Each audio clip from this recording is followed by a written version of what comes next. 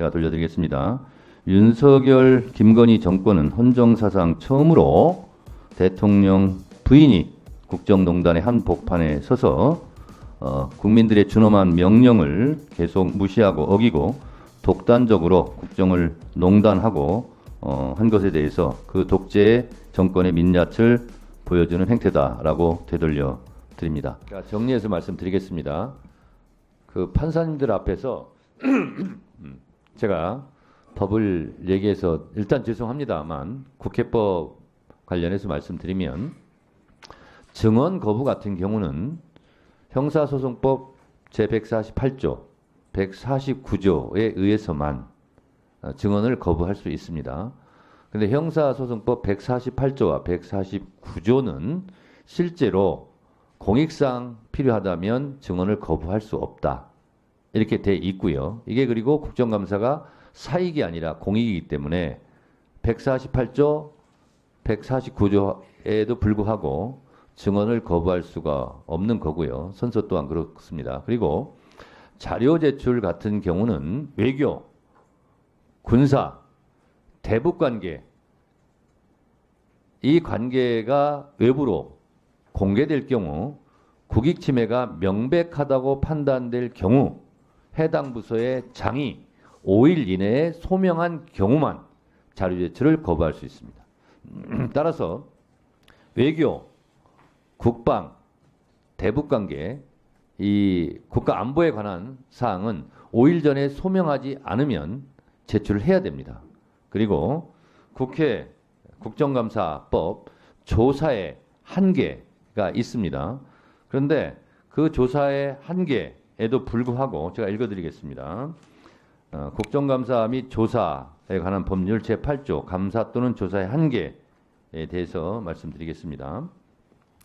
이와 관련하여 재판이 진행 중인 사건에 대하여 국회가 국정감사 및 조사를 할 수 없는지가 문제가 될 수 있는데 입법 취지상 국회가 독자적인 진상규명, 정치적 책임 추궁, 의정자료 수집 등의 목적으로 적법한 절차에 따라 국정감사 및 조사를 진행한다면 같은 사건에 대하여 재판이 진행되고 있다고 하더라도 국정감사 및 조사의 대상이 될 수 있다. 이렇게 되어 있습니다. 국정감사 및 조사의 대상이 될 수 있다는 것은 국회의원들의 질문만 그러하다는 것이 아니라 답변까지 그러하다는 겁니다.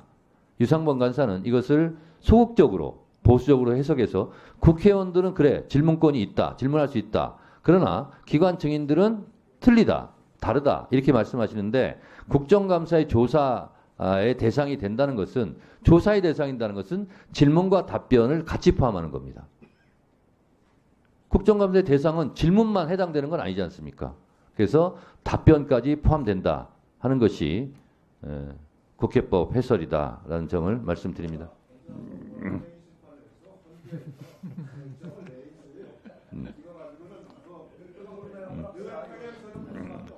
아니 유상범 간사님의 주장은 국정감사의 대상이 될 수 있다. 좋다. 의원들은 질문해도 좋다.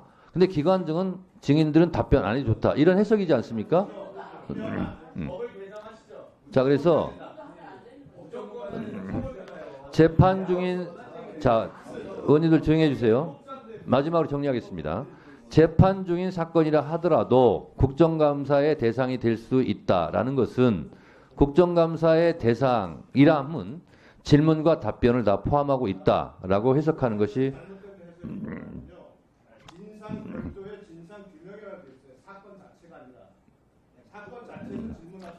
자 정치적 책임 추궁도 할 수 있고요. 의정활동 수집도 되고요. 의정활동 대상이 될 수 있고 국정감사는 의정활동 대상이고 정치적 책임이고 진상규명 다 포함된다는 사실을 인지해 주시기 바라고 이런 유권 해석과 해석이 분분하기 때문에 글자로 써 있는 겁니다. 지금까지 그런 상태에서 네. 국정감사는 진행됐기 때문에 그냥 하세요. 네. 말씀이 맞아요. 알겠습니다. 박지원 경험 많으신 의원께서 정청래 위원장 말이 맞답니다. 김승원 간사님 의사진행 발언 하세요. 오늘 방금 전 대통령실에서 어제 김건희 여사에 대한 동행명령장을 발부한 국회, 특히 우리 법사위 결정에 대해서 차마 입에 담을 수 없는 그런 모욕적인 발언을 했습니다. 국감을 진흙탕에 몰아넣기 위한 구태 정치쇼를 하고 있다. 심지어는 폭력적인 정치 행태라고 이렇게 표현을 했습니다. 비난을 했습니다. 이는 국회뿐만 아니라 국민에 대한 도전이자 항명입니다. 그리고 사실 이 대통령실의 브리핑은 대통령실이 김건희 여사의 동행명령장 수령을 고의로 거부했다는 것을 자백한 그런 꼴입니다. 분명히 법은 국회 증가법 13조 2항에서 증인이 동행명령을 거부하거나 고의로 동행명령장 수령을 회피하거나 또는 제3자로 하여금 동행명령장 집행을 방해하도록 한 때에는 5년 이하의 징역에 처한다고 규정하고 있습니다. 어제 김건희 여사 행태는 명백하게 동행명령장을 고의로 수령 회피한 것이고 또 대통령실 직원, 경호처 직원, 심지어는 경찰들로 하여금 동행명령장 집행을 방해하도록 하였습니다.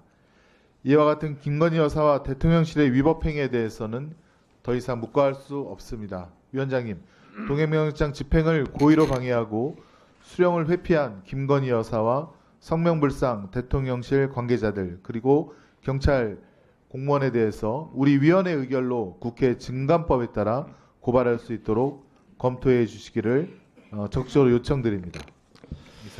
김승원 간사님 의사 진행 발언에 대해서 의사 진행을 하고 있는 위원장으로서 답변 드립니다. 저도 지금 속보를 보고 있는데 대통령실 김여사 동행 명령장 망신주기 구태 정치쇼 정혜전 대통령실 대변이 이런 막말을 쏟아냈는데요.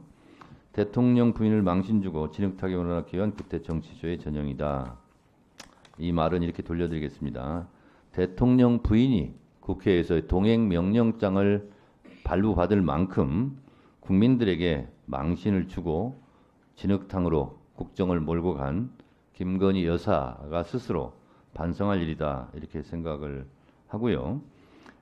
또 정 대변인은 민주당이 헌정사상 처음으로 대통령 부인에게 동행 명령을 독단적으로 처리한 것은 의독제 민낯을 또다시 보여준 행태라고 말씀하셨는데 제가 돌려드리겠습니다. 윤석열, 김건희 정권은 헌정사상 처음으로 대통령 부인이 국정농단의 한복판에 서서 국민들의 준엄한 명령을 계속 무시하고 어기고 독단적으로 국정을 농단하고 한 것에 대해서 그 독재의 정권의 민낯을 보여주는 행태다라고 되돌려 드립니다.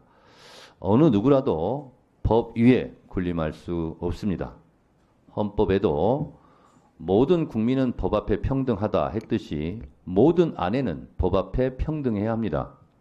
특히 대통령이 본인과 또 본인 부인에게, 아내에게 직접 해당될 수 있는 최상병 특검법이나 김건희 특검법을 연거푸 거부권을 행사한다는 것은 내재적 한계론뿐만 아니라 이해 충돌의 소지가 다분히 있어 보입니다.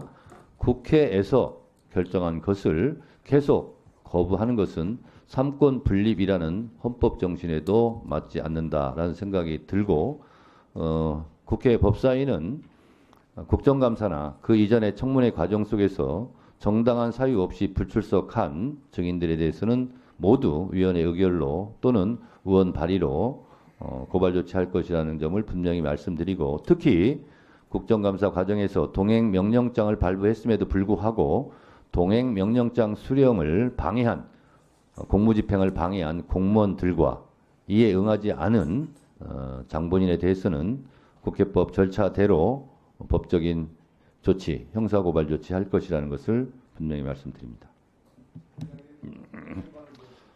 그만하시죠. 주진 의원님 계속 꼬리를 물기 때문에 의사진행 발언은 드리지 않고요. 주진우 의원님 질의하세요. 네, 의사진행 발언을 드리고 안 드리고도 위원장 재량 상이기 때문에 드리지 않겠습니다. 주진우 의원님 질의하세요.